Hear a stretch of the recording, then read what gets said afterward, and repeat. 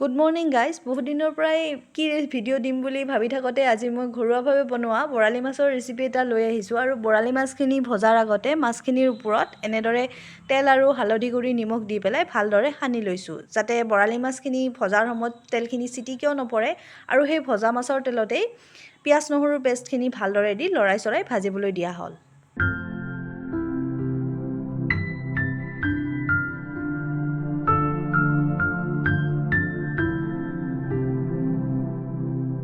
ভাজিবলৈ দিয়া পিঁয়াজ নহৰুৰ এই পেষ্টখিনিত এতিয়া সোৱাদ অনুযায়ী নিমখ আৰু হালধি গুড়া দি অলপ সময় লৰাই চৰাই থকা হ'ল।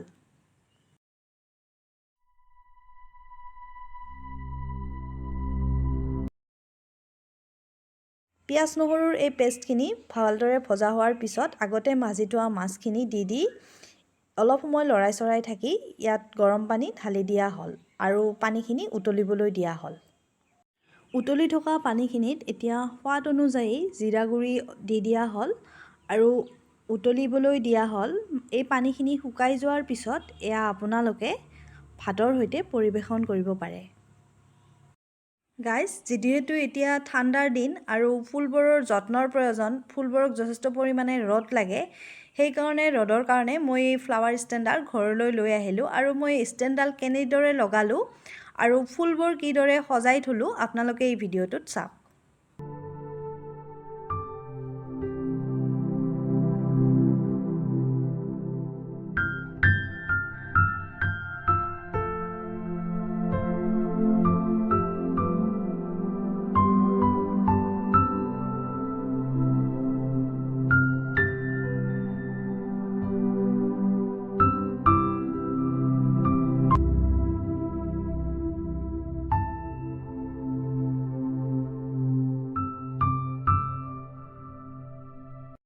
বহুদিনৰ পৰাই ভিডিঅ' বনাম বুলি ভাবি থাকোঁতে ভিডিঅ'সমূহ বনাবও পৰা নাই, কাৰণ এতিয়া ঠাণ্ডাৰ দিন, ঠাণ্ডাও লাগে।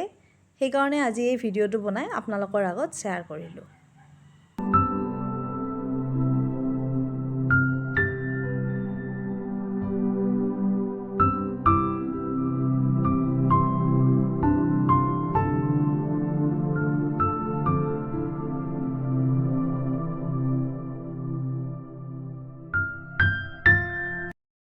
গাইজ, মই এই ষ্টেণ্ডডাল লগাই পেলালোঁ। চাওক আপোনালোকে কিমান ভাল লগা এই ষ্টেণ্ড। এইডাল মই অনলাইন যোগে কিনিছিলোঁ। আৰু এইডাল ষ্টেণ্ড মই এতিয়া ক'ত ৰাখিছোঁ, কিদৰে সজালোঁ আপোনালোকে এইখিনি চাওক।